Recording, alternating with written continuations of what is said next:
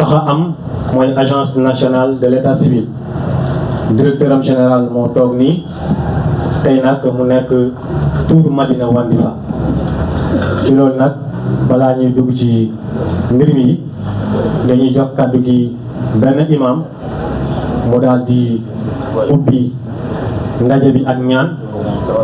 bu ko defee ci suñuy mbokk yi catholique tamit ñu jox kenn xam naa ne monsieur Lamotte mu diriger les prières. L'abbé nous a appelé tout à l'heure pour s'excuser. Donc il pensait qu'on allait démarrer à 15h, 15h30. Il avait programmé un rendez-vous pour 17h. Donc sans plus tarder dañuy jox kàddu yi imam bi waxtaan bi ak ñaan. Thierno. Monsieur le directeur, maintenant on dit pas c'est le Sénégal en miniature. Donc je pense que ces prières confirment. Mesdames et messieurs, l'état civil constitue, comme vous le savez tous, la pierre angulaire de la reconnaissance légale des individus, de la citoyenneté et de la planification publique. Il représente la base même de l'existence juridique et conditionne l'accès à de nombreux droits fondamentaux tels que l'éducation, la santé, la protection sociale ou encore l'héritage. Pourtant, au Sénégal, comme dans de nombreux pays africains, des millions de naissances, mariages et décès échappent encore à l'enregistrement officiel, compromettant ainsi la fiabilité des données démographiques et limitant l'efficacité des politiques publiques. Consciente de ces enjeux, la conférence des chefs d'État, 2017-2026, décennie du repositionnement de l'état civil et des statistiques vitales en Afrique. Elle a, à cet effet, à cette occasion, exhorté les États membres à entreprendre des réformes profondes pour rendre leur système d'état civil plus performant, inclusif et intégré aux politiques de développement. Dans cette dynamique, l'Union africaine a instauré en 2018 la journée africaine de l'état civil et des statistiques vitales, célébrée chaque 10 août, afin de sensibiliser les populations et les décideurs à l'importance de rendre visible chaque Africain partout où il vit à travers un système d'état civil fiable et complet. S'inscrivant pleinement dans cette vision continentale, le Sénégal a institué la Semaine nationale de l'état civil, une initiative portée par l'Agence nationale de l'état civil pour renforcer la sensibilisation sur l'importance de l'état civil sur l'ensemble du territoire. Ainsi, nous sommes à la 3e édition de la Semaine nationale de l'état civil qui nous réunit aujourd'hui à Madina Wandifa sous le thème un état civil digitalisé, accessible à tous les Sénégalais. Donc c'est juste pour cadrer un peu ce qui nous réunit aujourd'hui. Et sur ce, nous allons procéder à la partie protocolaire. Sur cette partie, après le maire, le DG devait prendre la parole, mais juste après le maire, il y aura une communication qui sera faite par Amadou Tidiane Faye sur ce que vous avez vu sur la banderole. Il va nous entretenir sur l'importance de la déclaration, mais également, je pense bien, sur les conséquences de la non-déclaration à temps. À la suite,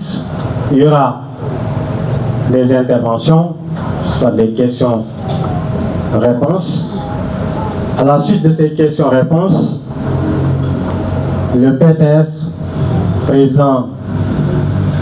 du conseil de surveillance de l'Agence nationale de l'état civil, va prendre la parole. Et avant cela, nous avons nos artistes qui sont là, qui vont également faire une petite prestation. Et avant même ces artistes, il y a une troupe théâtrale qui est là, qui doit faire une prestation juste, en principe, après les mots de bienvenue du maire Malang Seni, parti de la commune de Médina Wandifa.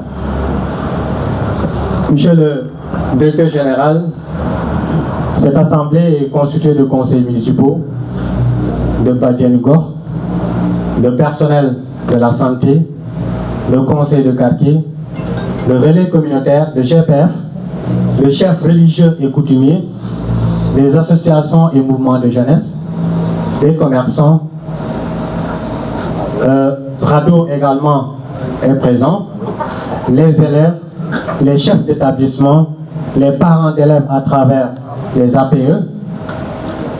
les enfants à travers le conseil municipal des enfants, la société civile,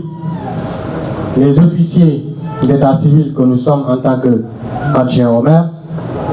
les agents de l'état civil, ils sont derrière vous, les animateurs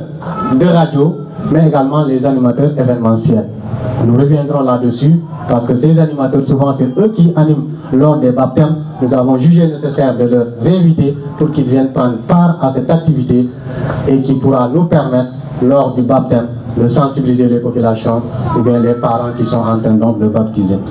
Les artistes musiciens également sont là, les acteurs culturels, mais également l'IF de Bunkiling est présenté par M. Djiba, donc ici présent. Donc sans plus tarder, dañuy daal di jox kàddu gi ki nga xam ne ni moom mooy jaraaf commune bi mooy Malang Seni Fati mu daal di dalal, n'est-ce pas, gan yi dalal képp koo xam ne ni ñëw nga fekkee forum bi. Kon sans plus tarder ñu jox kàddu gi monsieur Malang Seni Fati, maire de la commune de Médina Wandifa. Monsieur le maire, vous avez la parole. Participants, monsieur le directeur général, avec la délégation qui vous accompagne, très chère population, mesdames et messieurs les officiers d'état civil,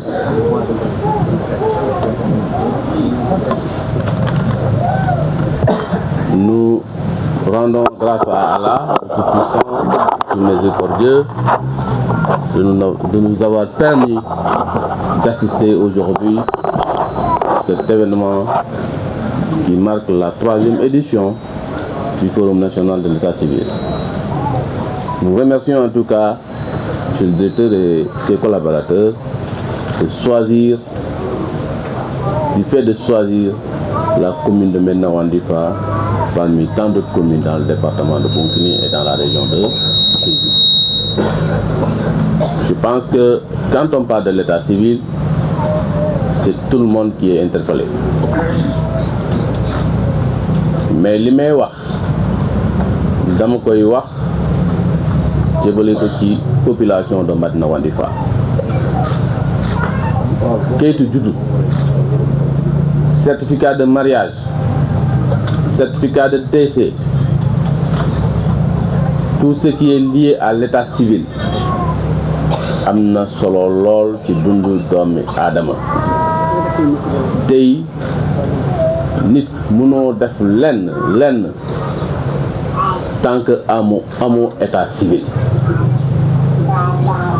Mais li ñuy approché wu nit ñi, lu ñuy gën a sonal askan Médina Wandifa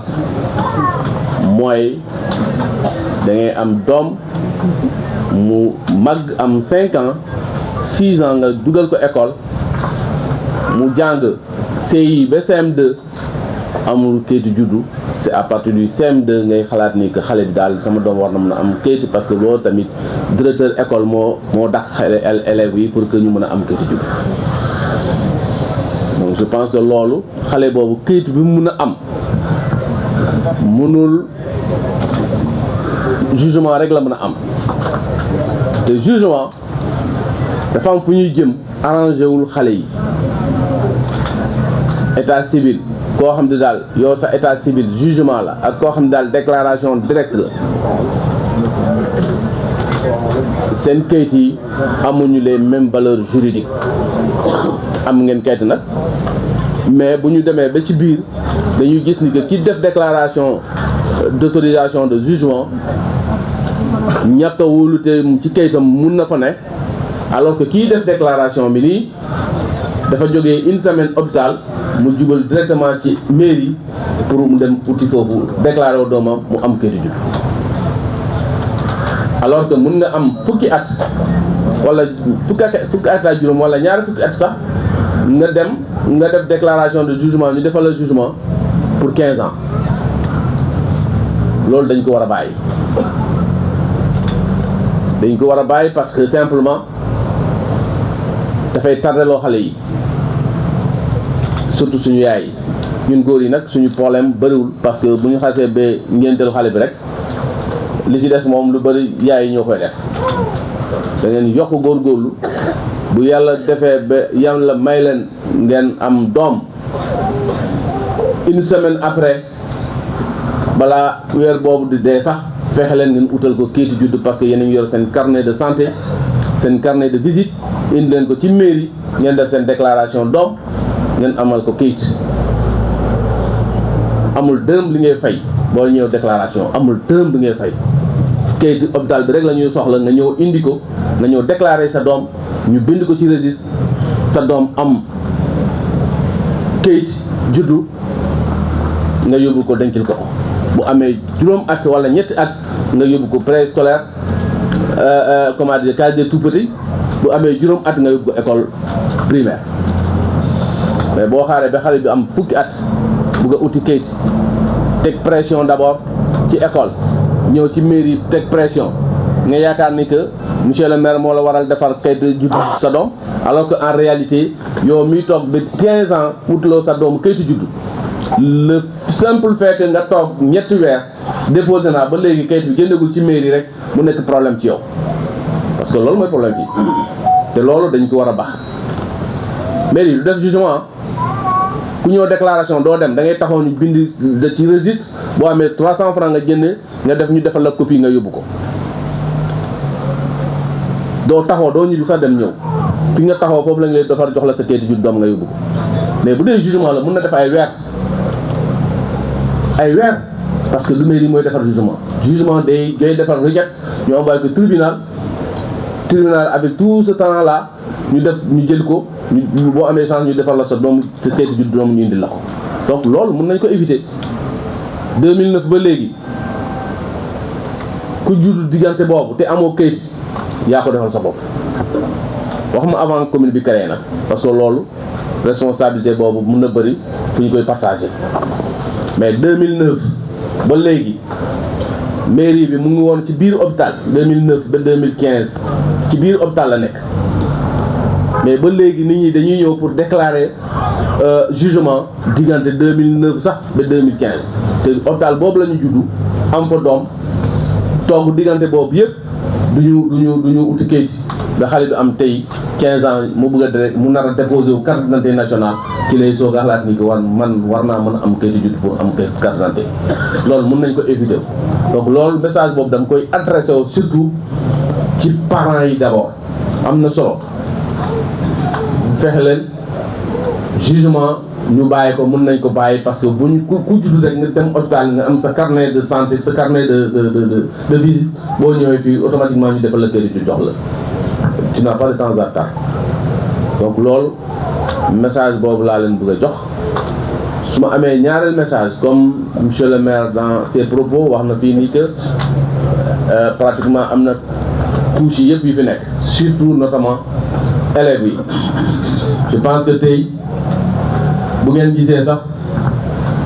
taakaabe bookaar naa bi naa mairie oto atelier bi kele sapeur di pour cas du benn safara bu ngeen gisee safara bi jógee feneen di ñëw ci mairie yéen ndaw yi yéenay nekk sapeur pour ñëw fay safar boobu parce que fii nous avons été victimes au sacrage aux incendies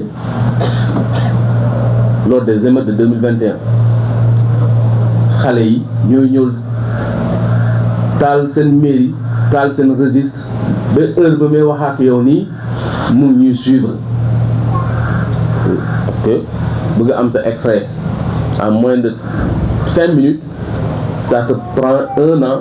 jotoo ko 2 ans jotoo ko 3 ans jotoo ko 2021 ba léegi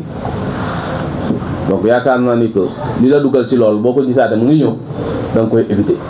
Ça je tiens à vous le dire à toutes les assemblées générales bu may am occasion du fekkee man na Wandifa mairie seen mairie la surtout les élèves seen doom yi bàyyi leen xel ci mairie documents yi fa nekk ay seen kayitu kër yi la seen kayitu juddu yi la jeex na tax kenn du fi denc xaalis parce que monsieur le maire amul xaalis comptable bi fi am trésor lay yóbbu xaalis kon ku yaakaar ne que fii su ma fi taalee xaalis laay làkk wala su ma demee sàcc foofu xaalis laay fekk foofu kayit yi ngay yàq rek te kayit yooyu dafay répercuter aussi su ñun su population bi parce que suñu kayitu doom yi la suñu kayitu kër yi la loolu rek fi ne amul benn kayit kon loolu tamit dañuy bàyyi xel ci lool ñu jàpp ni que mairie bi suñu mairie la boo gisee sax jinax di tëb ci miir bi pour dugg ci mairie bi boo nekkee ci mbedd bi war nga ko mën a dàq mu bañ a dugg ci mairie bi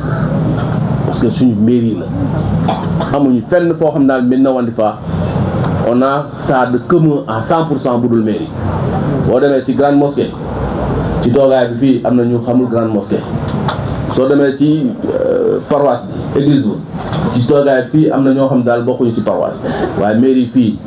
def na ñaar prière on a fait 2 prières ici kon ce pays là est un pays laïque dañuy bokk mairie 100% nga nekk jullit nga nekk catholique nga nekk beneen xeet mairie bi dana am moomeel ci mairie kon nañ ko sauvegarder nañ bàyyi xel ci mairie nit ñi fi nekk dañuy dem beneen équipe dana ñëw fii de 100 ans comme tout à l'heure quelqu'un l'a dit dans la délégation de monsieur le directeur général c'est ça la réalité d'ici 100 ans xëy na ñu ñuy toog fi yëpp 100 ans après kenn du fi nekk mais dañ am beneen jamono buy am te ñooñu dañuy soxla xam diggante derrière 100 ans li fi xewoon te fii lañ ko bindi fii lañ koy denc du fenn monsieur le maire du ko yóbbu këram keneen du ko yóbbu këram fii lañ koy bàyyi lépp ku ñëw 100 ans fi nga koy fekk su ngeen taalu loolu rek xanaa ñu ñooy sonnuwaat rek wala suñu doom yi wala suñu seet yi ñoo gën a sonnuwaat encore rek parce que dañuy fekk seen moomeel boo xam daal taal nañ ko donc loolu monsieur le directeur général très cher honorable participant partenaire je pense que loolu am solo la. Je tiens à remercier encore une fois du fait de choisir Médina Wandifa pour faire cet événement un événement de cette taille, mais également le fait de choisir Médina Wandifa parmi tant d'autres communes mu nekk lu ma nekk lool. Je tiens à vous remercier très sincèrement au nom du conseil municipal, mais également au nom de la population de Wandifa. Je vous remercie.